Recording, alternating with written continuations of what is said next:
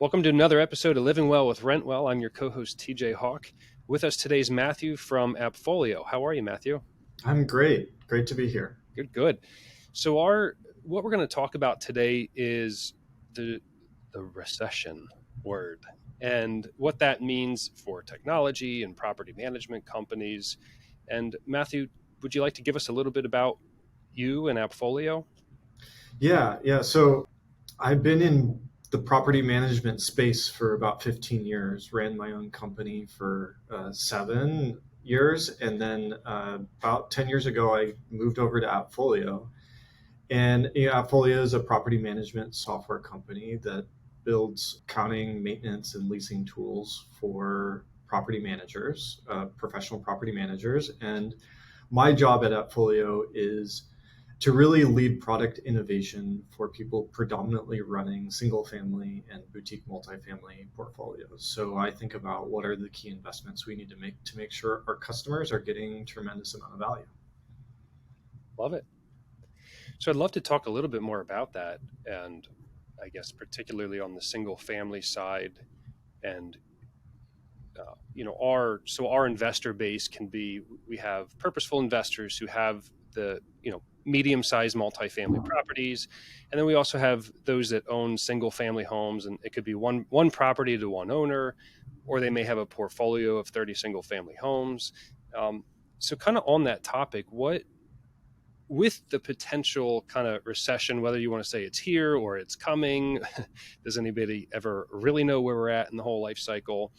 What does that mean for property management companies who are managing these assets for the investors? Yeah, I mean, the crystal ball question, right? Like, what's the future look like? I'll start by saying I think this recession has very different fundamentals than the 2008 recession. And what I mean by that is in 2008, the real estate community and even capital markets were more or less taken by surprise. The Fed didn't know what to do. They had emergency meetings. Everything was moving quick. Housing prices dropped very rapidly. Large companies went out of business. And it was all because no one really understood the risk that was on the balance sheets and the default rates that were happening. Now, today, we know why we're entering into a recession. The Fed is moving the interest rates up. They're trying to stall out housing growth. They're trying to slow the economy down. And so I think because of those fundamentals, there's a lot more understanding about what's going on, and there's going to be, potentially less people taken off guard. So because of that, that doesn't mean like recession doesn't change things, right? So today we have housing prices not moving up as they were earlier, interest rates very, very high, but then you have listing inventory very, very low. So people aren't necessarily like offering their home for rent or for sale, excuse me. And so for property management, I think this is a really good thing, right? When property values were going up, you had a lot of landlords getting out of the market, cashing out. And so there's quite a bit of churn that was not something a property manager could stop. That's going to slow quite significantly. People are going to maintain their rental properties because it's more challenging to sell for top dollar, and you're going to have to take a bit of a haircut. You're also going to see in different sectors of the economy, like specifically those that have grown really rapidly, probably some people that are a little bit backwards needing to get out of things. And so that gives an opportunity for people that need to get out quick, for a property manager to hook them up with an investor that's looking to deploy capital, or it's also an opportunity for someone that can't sell to rent their property instead of sell the property. While rents have softened a bit, they're still at historic highs. Like, no avoiding the housing affordability crisis that is in this nation. It's very real and very loud. So those are some high level thoughts. on what recession might mean. Yeah. So I read somewhere back when we were starting the company that the property management companies were born out of the Great Depression. Mm-hmm. Banks took all these properties back and basically had no idea what to do with them. And this is really where the industry was born. And I think if you're an investor listening to this particular show and you have a property, I think it's also just being very cautious of, um, we love real estate agents. We're partnered with a lot of them. What we're finding is some get into this space because now their sales volume is down. So they're saying, oh, well, we can help you rent your property too. I just think that you want to be very specific that when you partner with whoever's going to manage your properties, that they really know what they're doing. And I think this is the value of finding a company or an individual even who's purely focused on property management activities and then not getting distracted when the market turns back around. Now we're going to go back to sales and kind of drop the service level to the clients. And I don't know if you have any thoughts to that, if you see anything happening in that space. I couldn't agree with that sentiment more. I mean, I find that real estate people in real estate sales in the buy sell side have a certain set of skills that don't necessarily translate to property management as effectively. Property management is a very operationally heavy business with lots of nuance, lots of different regulations, lots of I's to dot, T's to cross. And it's very customer service heavy, where real estate buy sell is a lot more of a sales sort of transaction. And it's much more of a transactional relationship. Great buy sell agents do good at building relationships, but when the house is sold, they're just trying to nurture until there's another buy sell event. They're not collecting rent every month, making sure they place the right tenant so that there's less default. Maintenance is a big issue. Oh yeah. I mean, we could probably talk a bit about maintenance and rising costs and how to even think about that. What I see is one of the biggest assets property managers have is their Rolodex of maintenance vendors, or their ability to even have their own techs come in and fix things quickly and effectively. Yes. So yeah, couldn't agree more. Just because you know your real estate agent doesn't mean they're the right property manager for you. Pick up the phone, call 3 people, figure out who makes sense for what you're looking to do with your asset. So how do you think property managers could make the most out of the recession? Are there any opportunities that you see where they could really serve? Maybe we just use the word accidental landlord, somebody who tried to sell the property and couldn't, or as things are opening back up, maybe they're able to travel and they're relocating for work for a couple years. They don't want to sell the property. So, but they also don't want to have that mortgage every month coming out of pocket. So we call them accidental landlords. Right. Any opportunity you see there for the management side to really maybe use the word capitalize on this, but serve their clients really well? Yeah. So I think definitely big opportunities there. Understanding what is happening in the rental market is really, really important when you're making a decision to sell your property or rent it, right? If you're only leaving the market temporarily, talking to a real estate agent that is very grounded in what's going on from a buy sell perspective is really important, just so you understand how many days is it going to be on the market, what are the comps that I could realistically expect, what's worst case scenario, what's best case scenario. You should have that same conversation with a property manager. How long are units staying on market? Vacancy is getting challenging in certain markets right now. Is that true for the market you're in? How long are they seeing units stay on market? What's a realistic amount of rent that you can expect to get? And how does that grow over time? What does the time horizon look like? And what's the right investment choice? So when I speak with property managers that I think are on their game, they're really helping the asset owner who might be renting for the first time their unit understand what types of returns they should expect, why there's some interesting tax advantages. If they're a high income person, this could be a really great thing from a tax perspective. It just really depends on the situation. And property managers should be thought leaders and providing content to the market, both to the general market, but also real estate agents, creating the right partnerships with those real estate agents on the buy sell side so that they get the right referrals and the right conversations so that customers are at the end of the day taken care of. Right. Yeah. Yeah, I agree. We do our best that if we have a referral that came over, so a client referral from another real estate agent, we say that we will, when they're ready to sell, we'll send them back. Mm-hmm. We really do our best to stay focused on placing the right tenant. Our name is Rent Well, Lease, Manage, Maintain. It's really those three things, right?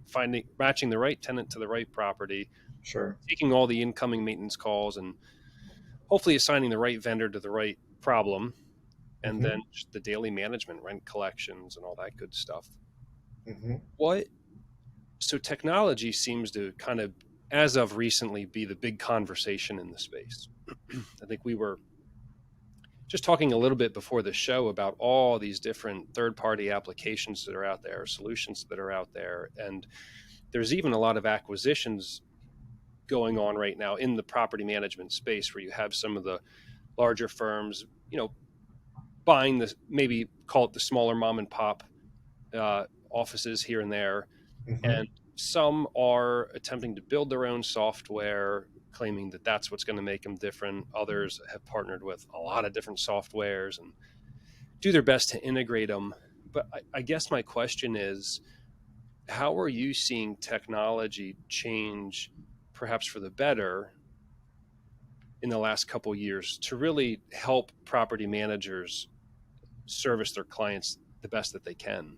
What I've been seeing in the market is an influx of VC funds being deployed for prop tech startups. So prop tech is property technology for real estate, property management, etc. And there's a decent amount of venture capital dollars that are funding these startups, which started probably 2015, 16, 17.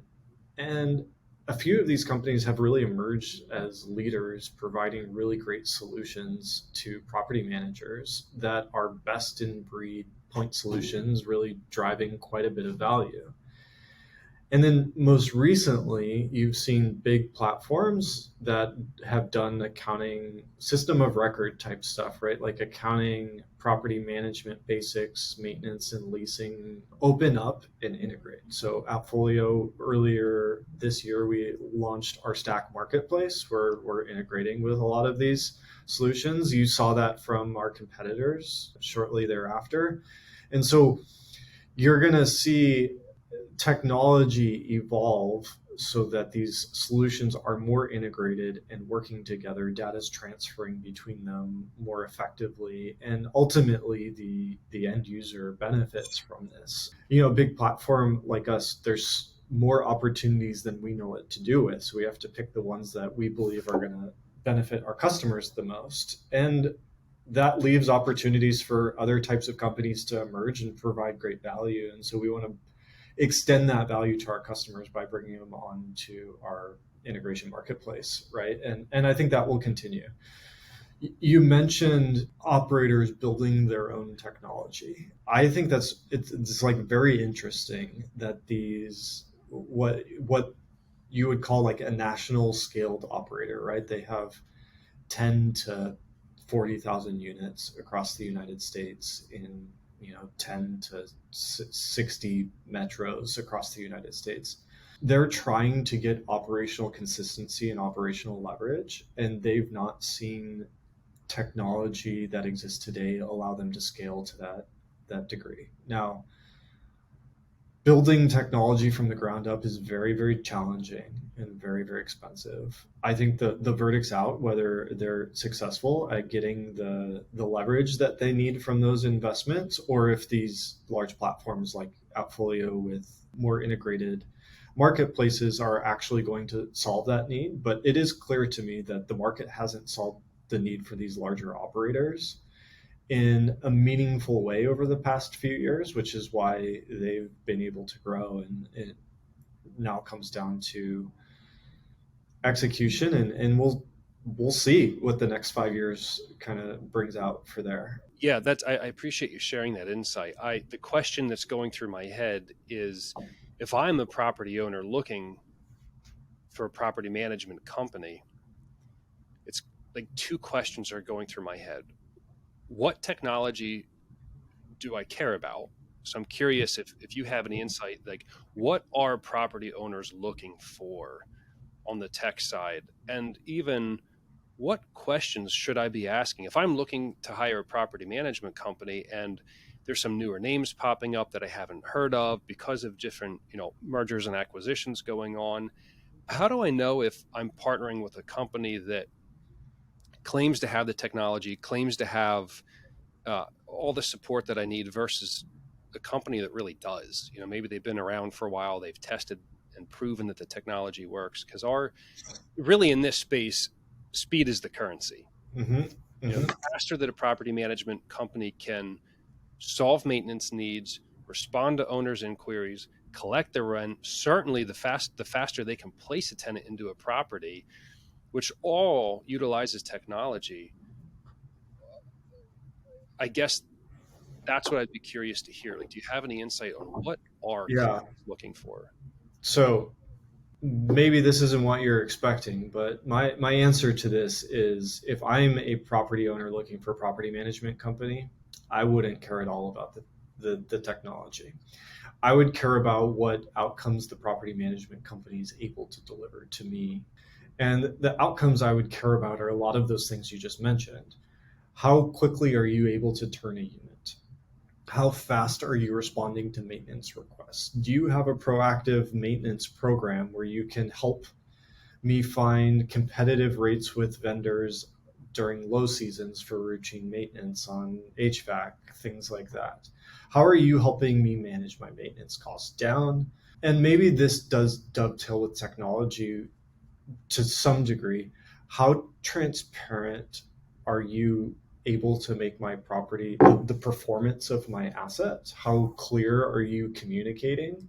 And maybe this dates me, so not everyone's going to think this, but I would rather see stuff and be able to access information on my own time than have to pick up the phone and call. I just don't have time during the day to pick up the phone and call or text or whatever.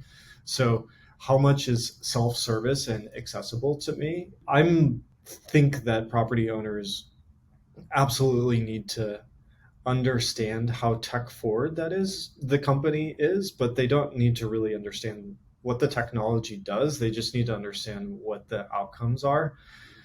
Because I guess the reason why technology is important to somewhat evaluate is if you have someone running, spreadsheets and post-it notes, and it just doesn't scale, right? It's hard to communicate, and there's going to be inefficiencies. So there's a baseline level of do they have purpose-built software, et cetera, that does these things? But outside of that, if I'm a property owner, I'm more focused on what outcomes, what can you deliver to me as a customer, and what type of return do you expect me to get by paying you your management fee, as opposed to either self-managing or going with a different company. Yeah. I love the response. I mean, at the end of the day, it's a service-based company. So it's how well can you service the needs and not necessarily just hide behind technology. I mean, what I've seen is you do see these large national operators deploying technology to bring operational efficiency, but you also see some of these a different set of operators that are not necessarily building technology. They're buying technology from providers like Appfolio, et cetera, but they're leveraging a remote workforce, and they're able to deploy a very high quality service by leveraging remote workforce at an affordable price. And so they're actually able to up their level of service because they can access global talent, that's high quality global talent, at a price point that makes them able to deliver a great service at a affordable price, right? Yeah. So That's another strategy that I've seen deployed really effectively in the market. So that makes me think, when you talk about talent across the globe, are you seeing any shifts in property management companies in the way that they operate? I see a lot of virtual assistant marketing going on out there to find help, a lot of different things. So I'm curious, maybe from Appfolio side or where you sit, are you seeing any changes in the way property managers are attempting to operate or change their business? Yeah, I mean, COVID accelerated this. It was something that was going on pre-COVID, but COVID accelerated the trend of remote work and global talent quite significantly.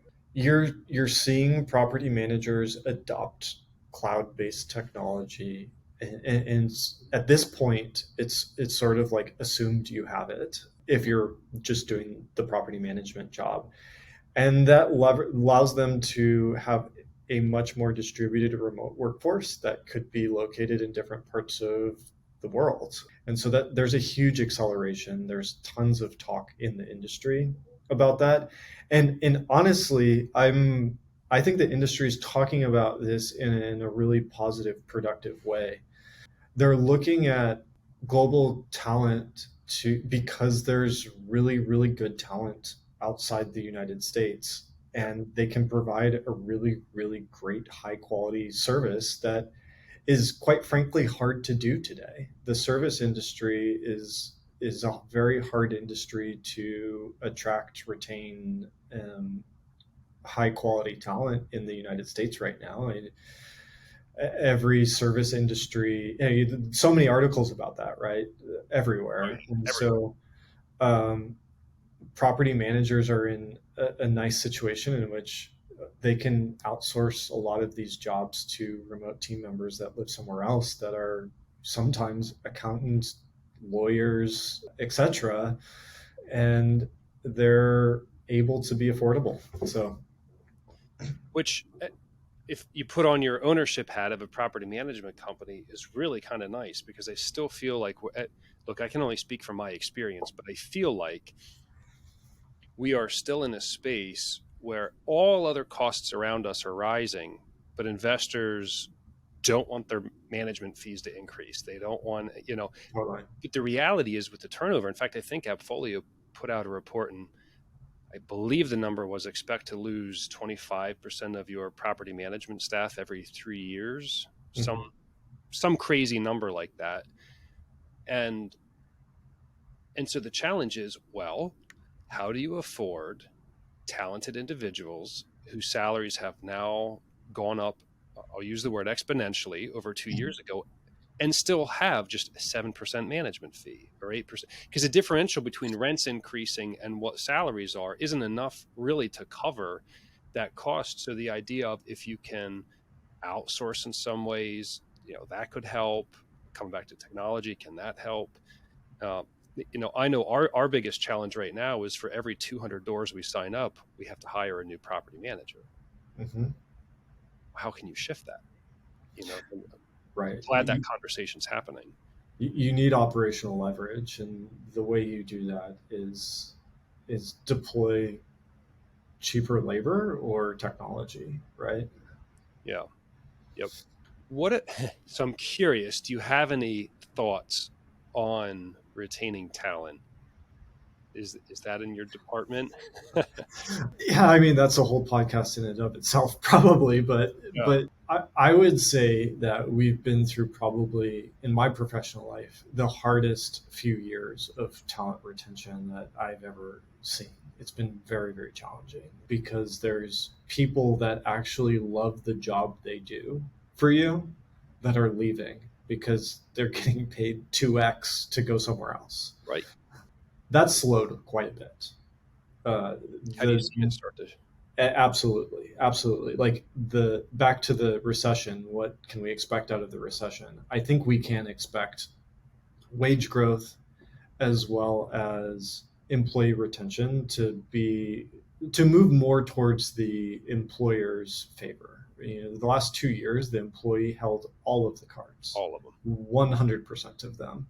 And what the employer could do was build a great culture, try to be as competitive possible with wage growth, and try to grow the employees' skills and whatnot. Like, I do know engaged employees want to continue to grow. They want to continue to be challenged.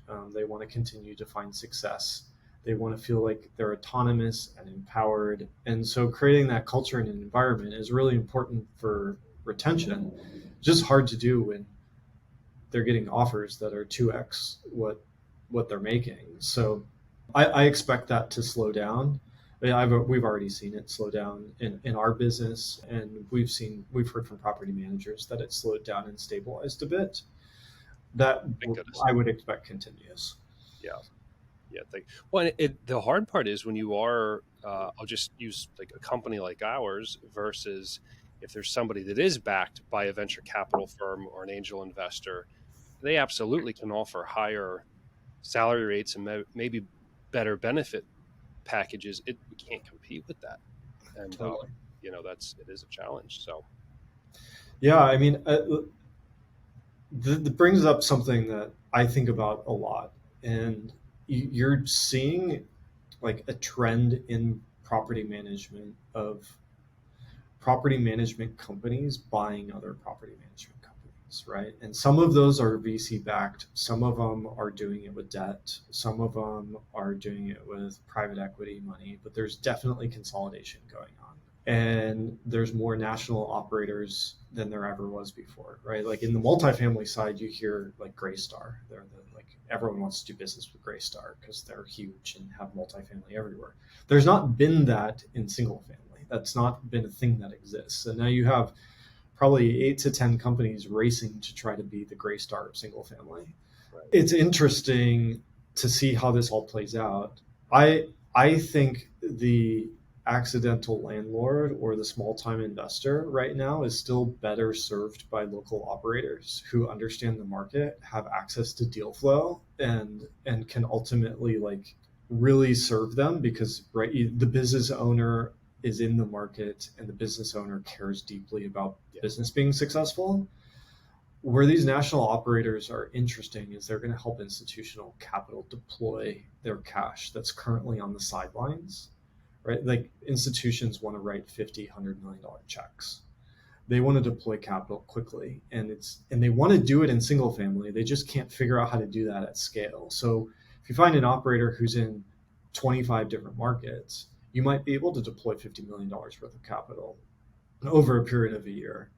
I think that's actually good for the smaller time investor, because they're going to be able to access deal flow through relationships, right? Real estate's very relational. If you can get access to deal flow and let institutions prop up prices, you can make quite a bit of money just because you know more Interesting. than the big guys. So going back to recession, I think you're not going to see the same level of opportunity in 2008, but there's going to be, for those people that have good networks, quite a bit of deals that make sense. I wouldn't wait for the bottom. I would wait till the deal pencils out and then buy. Once you can get the deal to pencil, buy what you can. You might buy as it's falling. You might buy, but who cares if it pencils out? Make it happen. Yeah. And Right. there's just too many long-term tailwinds for single family to, if you can buy and hold, like do it, because you have housing shortage, you have institutional capital with so much money on the sidelines right now, just looking to deploy it somewhere. Find these deals, buy them. You'll do well over a 10-year period for sure. Yeah. As long as you can make them pencil out, which is super hard right now, right? When you got to pay 7, 8, 9% interest and housing prices haven't dropped that much, It's remarkable. it's very hard. But off-market deals, building your network, like that's what I would do if I was really wanting to deploy my money right now. Just building my network and trying to figure out what things make sense for me whenever they might become available. Yeah. Very good. Well, Matthew, I appreciate your time here. We're about we're about up. Is there anything else you'd like to share with the listeners before we do wrap up? Always looking to meet new people. Hit me up on LinkedIn if you want. Matthew Kaddatz. Last name is Kaddatz. Love to chat with you. And if you want to learn more about Appfolio, you can head to our website, appfolio.com. We have a blog with good information about industry, etc. Got a great piece of software if you're interested in it. And thanks for the time. This was a fun conversation. Of course, appreciate you making it out. I know you're a busy guy, and thank you for sharing what you're seeing happening in the industry right now. Yeah, for sure. We'll chat soon. Thank you for listening to Living Well with Rentwell. We hope you loved that episode. Please be sure to head over to our website at rentwell.com/vision. We're giving away our free program called Vision Through Purposeful Action. If you're a busy person, if you struggle with finding the time and priorities, or if you're experiencing procrastination and overwhelm, this free course will help you with that. We wish you a blessed day. Thank you for tuning in, and check in later.